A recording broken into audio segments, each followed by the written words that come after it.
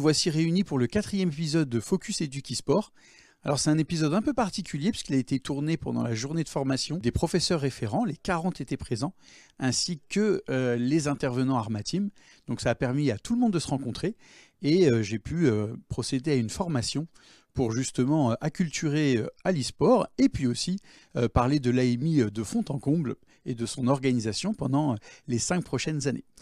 Ça a permis aussi à la DAN, que ce soit Olivier Ménard, Zouir Arnoufi et Cyril Chartrère, de recueillir aussi les témoignages des professeurs référents et de leur première expérience des ateliers e-sport, puisqu'on a débuté dans les 20 établissements. Et il y avait aussi comme invité surprise le collège Jean Perrin du Val-de-Marne, puisque je rappelle, les 3 collèges du Val-de-Marne vont rejoindre les 20 pour les tournois interétablissements et aussi pour les journées de formation.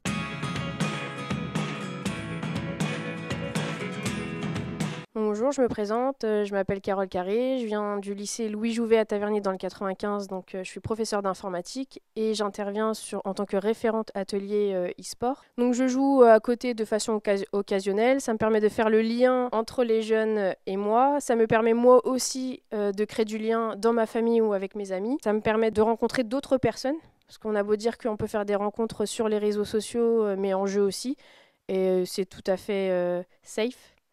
On ne rencontre pas que des mauvaises personnes sur les jeux et j'aimerais bien du coup prouver que cet environnement peut être sécurisé, bien utilisé et d'apprendre aux élèves d'en faire quelque chose de bien.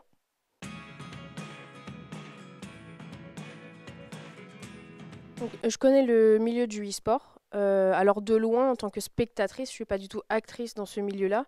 Par contre, effectivement, je connais certaines équipes, je suis sur certains jeux, pas tous. Et effectivement, étant référente numérique par le passé, je suis tombée sur cette idée du projet e-sport qui m'a beaucoup intéressée. Et du coup, j'ai sauté sur l'occasion d'aller sur ce projet pour finalement avoir ce projet et grâce à ce projet, porter mes valeurs que je porte en tant que professeur, mais que je peux porter sur une façon complètement différente, qui est les jeux vidéo et le e-sport.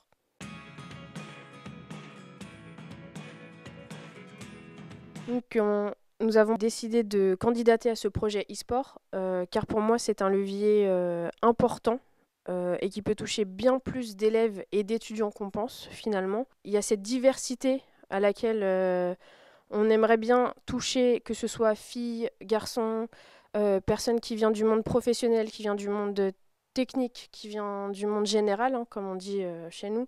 Et on aimerait bien en fait tous les toucher. Et grâce effectivement, donc je pense moi en fait, que le e-sport permet de réunir plusieurs personnes de mondes différents. Et c'est hyper intéressant parce que ce projet e-sport permet de casser cette cloison qu'on se met nous-mêmes en fait. Et elle permet d'enlever cette cloison et de découvrir les élèves de façon différente et que eux puissent nous découvrir aussi de façon différente.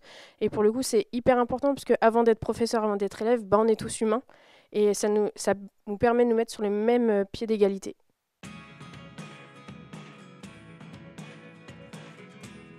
Donc les ateliers e-sport se passent au lycée Louis Jouvet à Taverny dans le 95. Ils se passent le mardi, donc on a 2 sessions d'1h30, donc c'est de 15h30 à 18h30. On a eu beaucoup de candidatures, on en a eu environ une centaine, ce qui est beaucoup pour un projet. On a multiples étudiants, on a même des professeurs qui veulent venir voir, on a même certains personnels du lycée qui veulent venir voir ces projets qui sont assez intéressants. Et même finalement, certains venaient pour de la curiosité et finalement viennent à tous les ateliers et se sont même mis à télécharger certains jeux pour pouvoir jouer à la maison.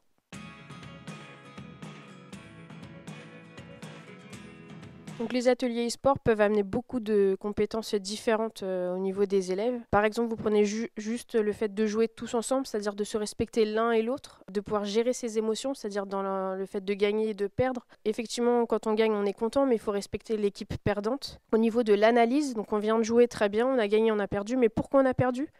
On a gagné, mais on aurait pu peut-être faire beaucoup mieux que ça. Comment on peut le faire pour la prochaine fois ? On a du lien aussi qui va s'installer, c'est-à-dire qu'au-delà de l'atelier e-sport, les élèves vont se parler entre eux pour savoir s'ils sont ensemble la semaine prochaine ou pas. Du coup, ça crée du lien qu'on n'aurait pas pensé, par exemple, entre un élève du général ou un élève du côté professionnel, ce qui est plutôt intéressant.